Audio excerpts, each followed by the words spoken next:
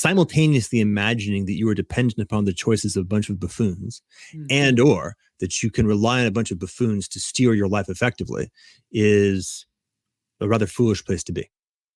Now, acknowledge, for reasons of history, these particular buffoons have been handed the crown of Joffrey. All right, well, that's a real problem. I'm not saying that that's not the case. We can't naively or stupidly, I don't know, what are these Antifa now climbing on walls and painting on bricks? That is a naive and stupid recognition of the actual underlying reality. They are correct in their assessment that endeavoring to either be governed by or, to be governed by buffoons is not going to work. Unfortunately, they are still reactively engaging in poor strategies and tactics. Right? The right response is to actually slow down. Like it's the same story all the time. Acknowledge, recognize, okay, shit. Biden's not going to save us, or whoever happens to be in charge of the UK right now. Well, he's definitely not going to save us. Yeah. He's definitely not going to save you. No, Boris is anything. Yeah, no, well, let's not go there. Yeah, Boris is not going to save you, right? Boris is not going to save us. No, I think that's fair to say. And, again, there are things that have happened in history that we know. Right? Their possibilities are real. There are real possibilities to do things. It is not the case that we must only vote between Trump and Biden. That's not the reality of the circumstance that we find ourselves in. It's a form of addiction. Right? It's a form of learned helplessness motivated by a deeper anxiety around taking that level of responsibility and being overwhelmed with it preemptively. Right? Does that make sense what I just said? Yep. Right. If you really can't deal with something out that's 10 steps down the road, but you try all at once to imagine dealing with it, you'll have a stack overflow and you'll become demoralized preemptively, and then you won't take the first step. You've got to identify what is a first step that is a right step. It's a step that is actually a healthy, effective step in the right direction that you can take, and then you have to take it. Right? That's, in some sense, simply put, not trivial. And just being able to orient and discern the distinction between what is a random move and what is at least a vaguely positive move in the right direction. But also the courage to take that step is usually not small. Right? It's going to be a pretty big one. And then you got to figure out from that new place, which is going to be a very different perspective because now you've changed. Something about you has changed in the movement of this step. It's mostly an individual transformation is a big piece of it. Then what's the next step? And then the next step, and then the next step, and then the hope. And by the way, pure hope, right? It's not that we are dependent upon the captain of the ship. At the end of the day, we're dependent upon everybody on the ship. If enough people on the ship say, hey guys, we need to start dealing with the ship differently, then the captain and whatever, the crew will ultimately say, okay, I get it.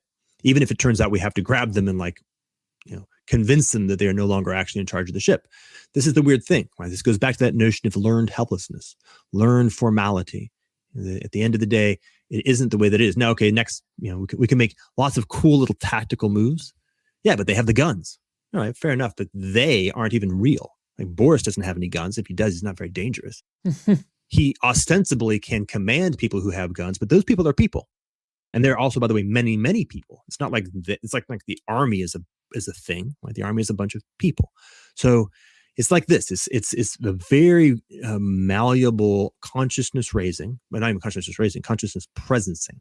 Moving from being an unconscious automaton, merely habitually reacting in some trained and amygdala hijacked way, to having a conscious responsibility for the choices that you're making. And then the process of progressively becoming more capable in yourself and more with other people to have broader strategic competence. I actually call this sovereignty 3 or sovereignty. Sovereignty 2 was this notion of it's not the God King, it's these nation states. Sovereignty 3 is not something that is invoked upon you by virtue of being. It's actually something that you build. It's actual competence, the ability to actually take responsibility for more and more effective choices in more and more contexts. And that's it. Like we're on a journey of that shift. But let's go back. Let's be hopeful. There's a breakdown. Right? The old modes of power are very obsolete. They're big. They control everything right now, but they're also degrading rapidly. They're rather stupid, and they don't have any real clue to how to use the new modes of power well. And to a large extent, they inhibit themselves from doing so because they know that the intrinsics of these new modes of power are antithetical to their own nature. And so they kind of don't push the ball as far as they could. So to the degree to which one chooses to become competent. Remember that journey involved two things, reconnecting with meaningfulness, but also becoming that kind of organism that was most able to explore this new landscape and become adaptive to the real environment. To the degree to which you adopt that, you will in fact discover new forms of potency and power that lay ambient in the potential of the new environment that have not yet even vaguely been discovered. And you can begin to leverage that. We're sitting on the threshold of a major transition. Well, by definition, that transition involves access to power that dwarfs the power before it. So all the power that you may find yourself facing and be a little bit inhibited by isn't actually the meaningful part. The meaningful part is what's the power that lives beyond the far horizon, and can you become capable of actually forming the kind of collective, the kind of group, a group of people who can trade with each other and connect with each other and communicate with each other, avoiding a lot of the problems that we were talking about earlier. So we can make it very practical. You just learn how to have real conversations on Twitter. It's possible. It can happen. Try that as just a basic rule. And the hypothesis is this. One, there's 3 points here. One is you're no longer adding to the noise. So that's like an ethical first do no harm. If you can just inhibit yourself from contributing evil to the world, that's a good thing. It's going to take some work for me. For everybody. And it may involve the break, right? Just stop. Or habits. Don't do it while you're drunk. Two, you're also in the act of doing that, avoiding harm to yourself. As you know, like it's actually bad for you to engage in that. But three, much more importantly, literally everybody who you find is also participating in that. Every relationship that you can have, every communication that you can have that actually is generative in the context of Twitter, that is building increasing competence of how to do it, whether it's happening just in you or in the relationship, in the people you're interacting with, or in the context of the larger story of people being able to perceive it, is building a new kind of collaboration.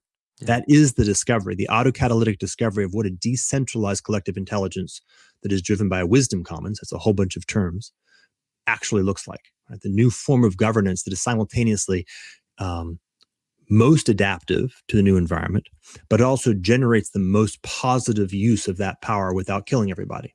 And there's a very specific eye of the needle that you can thread, but the path that I'm describing, the methodology that I'm proposing, I believe, is in fact the one that gets us there, individually and collectively.